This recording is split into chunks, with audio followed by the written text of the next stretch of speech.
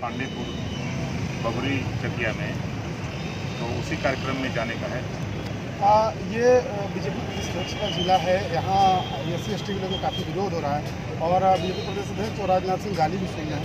ये नहीं लगता कि वोट बैंक की राजनीति बीजेपी कर रही है?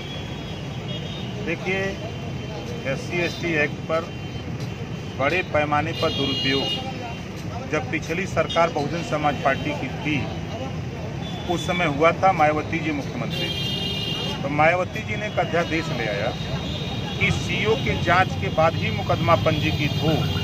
अगर कोई व्यक्ति फर्जी मुकदमा लिखाता है तो उसके भी खिलाफ मुकदमा लिख करके जेल भेजा जाए। ऐसा अध्यादेश बहुजन समाज पार्टी के नेता मायावती जी ले आई। उसी पे काम चल रहा था। सुप्रीम कोर्ट ने भी वोट किया कि फर्जी जो नाम डाले जाते हैं, विवाद एक आदमी दो आदमी से होते हैं और नाम 8 आदमी 6 आदमी पूरे परिवार का आ जाता है, तो पूरे परिवार का ना हो, जांच के बाद ही मुकदमा पंजीकृत हो, सुप्रीम कोर्ट ने भी कहा। लेकिन अब जो लोकसभा और राज्यसभा से पास हुआ है, हम उस फैसले के पक्ष में नहीं हैं। हम SC ST एक्ट का मुकदमा लिखा जाए, जो दोषी है उसके खिलाफ लिखा जाए, जो निर्दोष है उसके खिलाफ मुकदमा न लिखा जाए, इसके पक्षधर हम।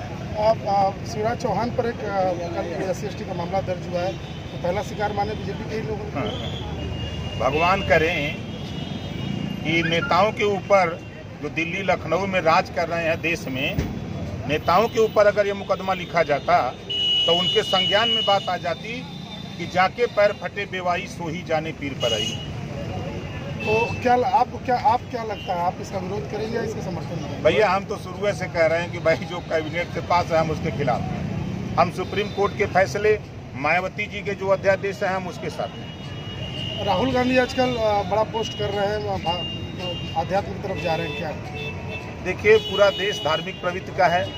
राहुल जी भी इसी देश में आते हैं। अब मोदी जी पूजा करते हैं, योगी जी पूजा करते हैं, पूरा देश पूजा करता है, तो कोई चर्चा में नहीं ले आता है। और राहुल जी पूजा करते हैं तो क्यों चर्चा में लोग ले आ रहे हैं, समझ में नहीं आ रहा है। गठबंधन, महागठबंधन हो रहा है, क्या भविष्य है उसका? देखिए, गठबंधन हो जाए तब न बताएं भविष्य। अभी तो वो हुआ नहीं, होगा कि नहीं होगा, अब तो ये भाई समय बताएगा। शिवपाल जी से भी आपकी मुलाकात हुई, क्या लगता है भविष्य? हमारा संबंध शिवपाल जी से है, अखिलेश जी से है, मायावती जी से है, अमित शाह जी से है, राजनाथ जी से है, हमारा संबंध लालू जी से है, हमारा संबंध शरद पवार जी से है, हमारा संबंध देश के सभी नेताओं से है।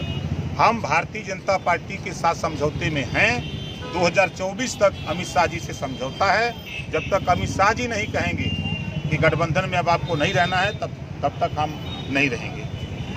चंदौली में राजभर परिवार के साथ एक घटना घटी थी, 3 हफ्ते हो गए। उसमें पुलिस द्वारा विशेष कोई कार्रवाई नहीं की गई। जो आरोपी थे, वो सवर्ण थे, वो कोर्ट में हाजिर हो गए।